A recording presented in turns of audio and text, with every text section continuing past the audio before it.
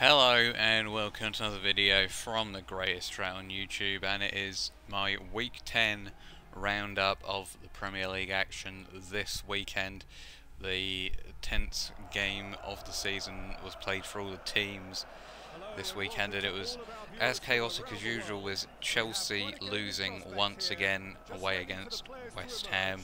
The Manchester derby took place as well as a time where derby into one very controversial game and one very dull game, and Arsenal also won once again, but did it in very typical Arsenal fashion by almost throwing it away against Everton. But since there's no 12:45 game, sadly, the one game that I usually watch over the weekend, because it's on BT Sport, we'll dive straight into the 3 o'clock games, and we'll dive straight into Chelsea, who once again lost to West Ham. I believe it's like their 7th loss of the season now, and they only had about 4 last season. I think it's pretty unbelievable, really. And so it was interesting here. They had Zuma as a fullback, bringing in Terry and Cahill in at centre back as the pairing, which was very odd, really. They still have Baba Ratman, the guy who they signed this summer, but they still have barely been playing him. For some reason, decided that Zuma at fullback would be a good idea. Really odd decision, quite honestly, and not quite sure why that was made. And I believe definitely the second goal came from the side that Zuma was on, Andy Carroll's header, which went in to sink Chelsea. And really, there was poor defending for the first goal that was scored by West Ham. Went through all the bodies from the corner, and it just fell for Zarate quite nicely. No one was really marking him. Ramirez missed the header completely, and it was a pretty easy shot for Zarate. He had all the time in the world. He probably could have took a touch, but he just smashed it in, and there's nothing Begovic could have really done. Felt sorry for the poor guy. Then to add woe for Chelsea, they had 2 very good goal-scoring opportunities. One where Zuma almost scored, literally pretty much probably 2 centimetres away from going over the line. It was ridiculous how close it was to going over the line, but it's just cleared off the line. And then Fabregas also scored, but he was ruled offside. It was very, very tight as well there. He may have just been onside, but you could argue that that maybe like his arm was offside or something, but really have to give the benefit of the doubt to the attacking player there. And Chelsea were quite hard done by, but they did manage to get back into the game. Gary Cahill scored in quite a sloppy goal rig defensively for West Ham, and despite going down to 10 men. And honestly, Cahill looked more like the manager than Mourinho in this game. He was geeing up the troops after scoring that goal to get them back into the game. And he actually did a pretty good interview with the press, probably better than Mourinho, because he actually admitted, he sort of admitted that the team were poor and they had to move on instead of blaming the referee. And really, Chelsea just completely imploded in this game when they really didn't need to. I mean, they're only 1-0 down. I mean, I know it's going against you, but you have plenty of time to get back into this game. But Matic stupidly gets sent off for 2 yellow cards. Then then Mourinho's assistant gets sent off, and then Mourinho gets sent to the stands for the second half. Apparently he busted into the referee's room or something and had a rant at them. So he really is losing at the moment. As for West Ham, they were a very solid unit in this game, not really allowing Chelsea much sort of room for any attacking play, and really the move to bring Carroll on was a very good decision. And can maybe Carroll string a few goals together now, because he really is making a difference for West Ham now. Maybe Bilic can get the best out of him, and he certainly got the right idea with the crosses going into him. One other thing I'd like to point out is also I saw something on Twitter just from a Chelsea fan, where it's showing that basically the CDMs aren't doing their job properly. Basically, Matic and Ramirez aren't collecting the ball from the defenders, and obviously Cahill and Terry aren't exactly renowned for their ball playing skills.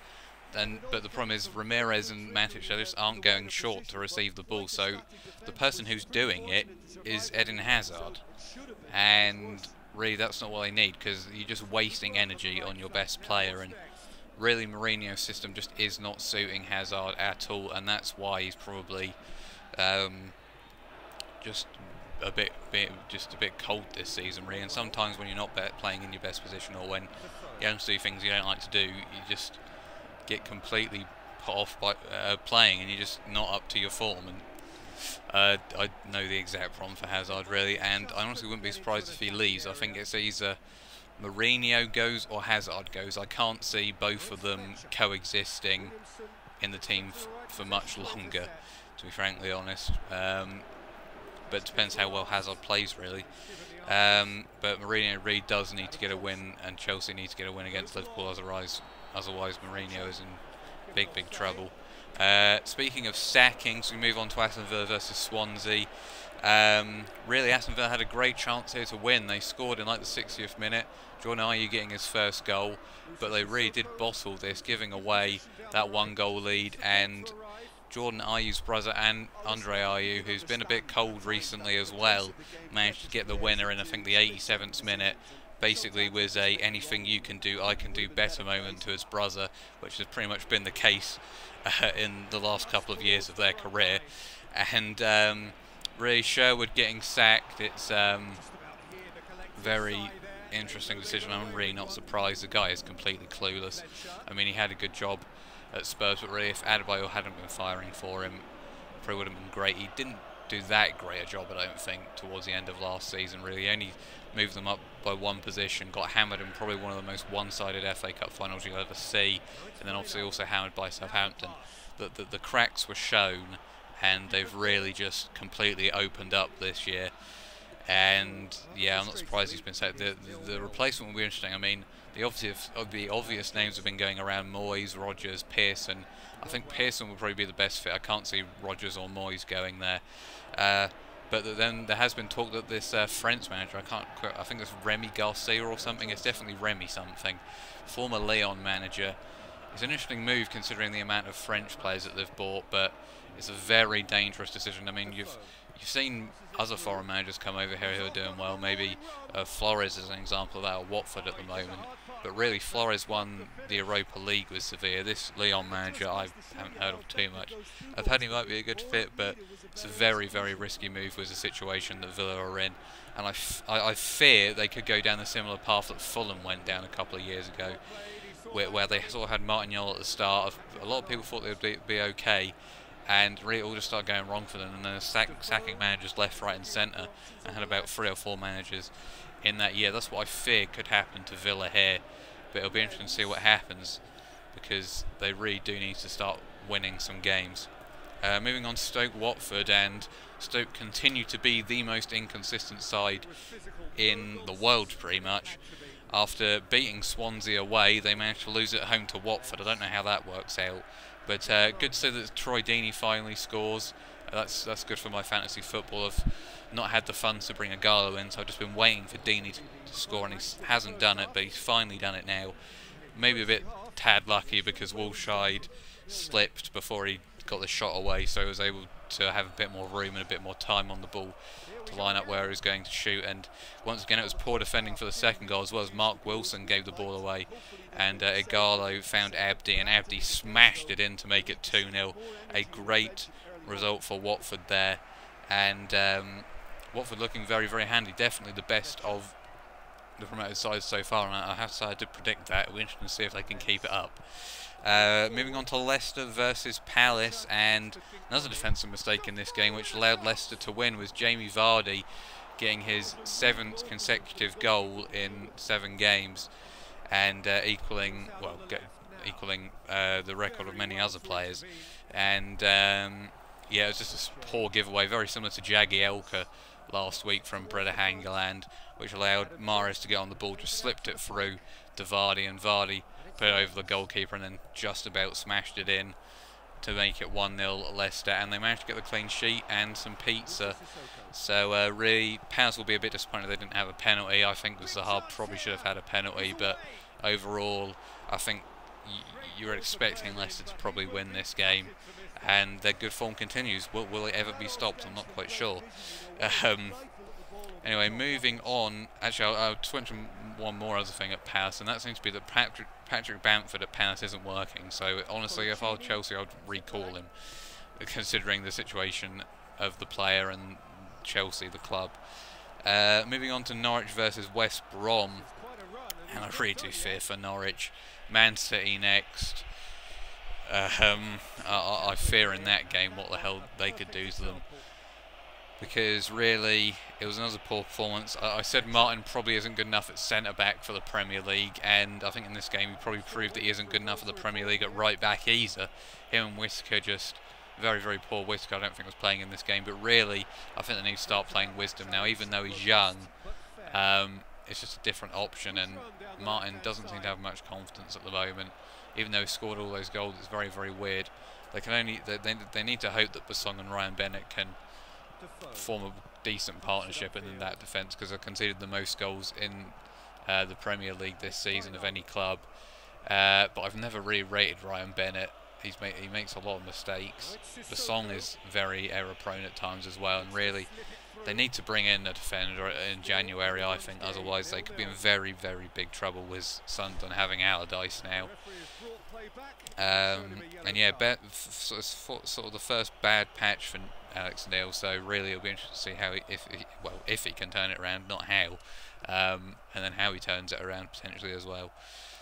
Moving on to Arsenal versus Everton, and Arsenal won this in relatively convincing fashion. After 40 minutes, you sort of thought that Arsenal had it wrapped up, much like they had against United, really. Ozil delivering a delicious cross into Giroud, and Giroud tucked it away to score for the first time in quite a while, I believe, in the Premier League at least. And then Koscielny made it 2 minutes later. But just as you thought Arsenal were going to maybe run away with it, maybe get a third or fourth in the second half, just before the end of the half, Barkley hits a shot, takes the deflection off, I think it was Gabriel, I can't quite remember if it was him or Koscielny, but it just went in past Cech. Cech was wrong-footed, and that really allowed Everton back into the game. I mean, Arsenal, still in the second half, dominated large parts of the game, but really, Arsenal made it way more complicated than they needed to for themselves, because they just got hit on the counter so many times, and Lukaku could have made it 2-2, but he hit the bar with his header, much to the chagrin of me and my fantasy football team as well. But yeah, good win for Arsenal, but moments like that with Lukaku's header maybe suggest that there's still fragilities there, and maybe the mentality needs to still change a bit, but they're definitely getting there after these wins that they've had recently. Moving on to the Sunday fixtures, and we start with Sunderland versus Newcastle, and how Sunderland won this, I will never know, because Newcastle were all over them in the first half, but the game completely turned on its head really when Colaccini gave away a penalty and got sent off towards, well, pretty much with 2 minutes to go of the first half. And I'm really not sure this was a penalty. They are protesting, I think, at least a red card. Yeah, the red card for Colaccini, I believe, Newcastle. I mean, it looked like just a normal shoulder barge. I mean, you can make a case for a penalty, but I don't think there's a red card because, I mean, Elliott was going to get there anyway, and I don't think there's a specific rule that actually states that being the last man is a problem. A lot of the time it's just whether you're denying a clear goal scoring opportunity, and I'm pretty sure Elliott would have got there, and to be fair, Fletcher probably would have missed it anyway, even if he'd gone round him and had an open goal. But he tucked away the penalty, and Campbell probably should have been sent off as well. I mean, just flying into tackles and didn't get sent off. Very, very bizarre there. And then Kabul also turned into Perlo for the third goal after Billy Jones got the second for Sunderland in the second half. Found a delicious ball, and that pretty much finished Newcastle off 3-0. And McLaren, the pressure is just mounting on him completely. Only one win, and he just looks a bit clueless at the moment, not really sure what to do with them. And he's got these players going forward, and he's got the players to cause problems, but really just Newcastle aren't they just aren't putting it together at the moment into a 90-minute performance enough. And they only really did that against Norwich, but you could argue that was just because Norwich was so poor. So really, I wouldn't be surprised if McLaren is sacked by the end of the year. But who they'll bring in, I don't know. I mean, Rodgers, I think Rodgers at Newcastle may be the destiny of both clubs, but of the club and the person. I can just see it happening. Rodgers to Newcastle, and maybe they'll get pushed up the table. But we're interested to see what happens there. Moving on to Manchester United versus Manchester City in the second derby of the day, and I watched this whole game, and really, we dominated Man City for large parts of the game, but really, it wasn't. It was only possession domination. We really didn't create enough chances. Once again, Lingard really had our best opportunity towards the end of the game, along with Smalling, but Hart was there for Smalling's, and Lingard clipped the bar was his other one, and really this game was just let down. Well, both defences were very, very good, especially United's. Rojo and Valencia both having a very good game. Valencia for once. Maybe that's because he didn't have to do as much defending. But really, the players that were going to cause the issues in this game, the likes of De Bruyne, Mata, Herrera, were all just not getting enough of the ball, really. And Rooney and Boney up front for the two teams respectively just weren't really doing enough for the collective team. Rooney, don't think he had a shot on target all game. I think he needs to be dropped, and Martial needs to go up front, but that's just my opinion. And Boney was doing well, I guess, in the first half to hold up the ball, but in the second half he really wasn't getting a sniff. And yeah, really it was United in control, but we just didn't do enough with the ball, really. And I think maybe Depay needs to come back in with Martial up front, but that is just my opinion, and it's going to be a difficult game against Palace next week if we do play Rooney up front, I think. Because I think Martial could cause that defence a lot of problems with his pace. Moving on to Bournemouth versus Spurs, I obviously didn't see this game because I was watching the other 2:05 game, but Bournemouth getting absolutely destroyed in this game, basically. Although they pretty much well, when I say they, I mean Boric in goal for Bournemouth, pretty much handing Spurs at least 3 goals out of the 5. Harry Kane finally getting a couple as well, that's good for him. Really, it was men against boys in this game, and really, there's just no spine to Bournemouth. They seem to be worse, and they seem to have a worse team than the team they had in the Championship last year. Was all these injuries, and that's the problem. They just don't have enough depth, and it doesn't really help when Boric is making mistakes like that either. So really, they need to get. I mean, they're decent going forward. They've got Ritchie and Murray who can cause teams problems, much like maybe Redmond and Mbakani and Houlihan for Norwich. But really, defensively, they need to sort it out because they're just all over the place at the moment. And I do fear for them. They sort of look doomed unless they can sort out defensively, which is why I fear that Howe might get sacked. But we'll see. Moving on to the final game, which was at 4:15, and we had Liverpool Southampton 1-1 here. Fair result in my opinion. Really, it was typical Liverpool going 1-0 up. Great header by Benteke. Looked like they'd won it, but then they threw it all away.